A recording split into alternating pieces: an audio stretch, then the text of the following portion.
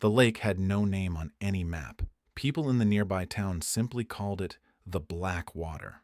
Fishermen avoided it. Hunters walked around it even when it added miles to their route. And if you asked old residents why, they would always answer the same way. Because the lake remembers. I laughed the first time I heard that. Back then, I was filming travel videos for a dying channel. Abandoned places, forgotten roads, creepy locations, cheap content that usually got clicks. When I found a forum post about an empty cabin near a nameless lake in northern Maine, I packed my camera and drove there the next morning. The road ended 20 miles before the lake. After that, there was only forest. Tall trees blocked the sky, and the deeper I walked, the quieter the world became. No birds, no insects. Even the wind seemed afraid to move there. Then I saw the cabin. It stood near the edge of the water, leaning slightly to one side, like a tired old man. The wood was gray and rotten. One window was broken. The dock stretched into the lake like a skeletal hand. Perfect. I started filming immediately. Day 1, I whispered into the camera.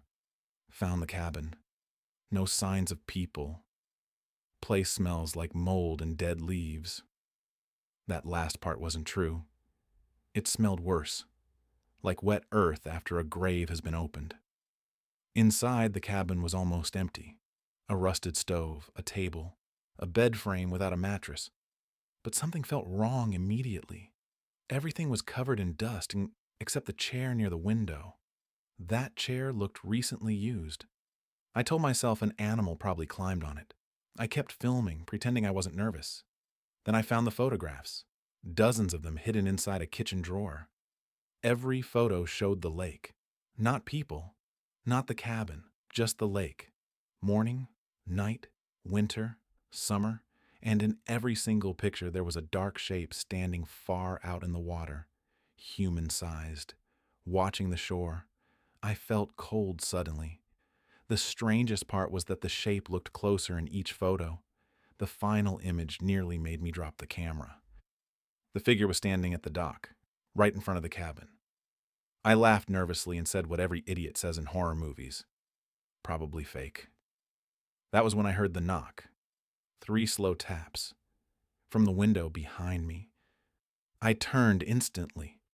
Nothing there. Only darkness outside and the lake reflecting the moonlight. But then I noticed something. Wet footprints, fresh ones, leading across the dock toward the cabin door. My chest tightened. I grabbed the flashlight and stepped outside. The forest behind me was silent. The lake in front of me looked completely still, flat as glass. Then the water moved. Not waves. Something beneath it. Something large. I backed toward the cabin slowly, keeping the flashlight on the lake. And then I saw it. A pale face rising from the black water. Not swimming. Standing. As if the lake beneath it was shallow. Its eyes were completely white. Its mouth hung open too wide, stretching almost to its ears. I froze. The thing smiled. Then, in a voice that sounded like water pouring down a drain, it whispered, "You came back." I ran inside and slammed the door. The knocking started immediately. Slow, patient, 3 knocks. Again, again, again. I called the police, but there was no signal. My car was miles away through the forest. I locked every window and sat in the corner holding the camera like it was a weapon. The knocking continued for hours. At some point, I realized something horrifying. The knocks were getting higher. At first, they came from the bottom of the door, then the middle, then near the top, as if whatever stood outside was slowly growing taller. Around 3 a.m., the knocking stopped. Silence filled the cabin. I almost cried from relief. Then I heard footsteps inside the cabin.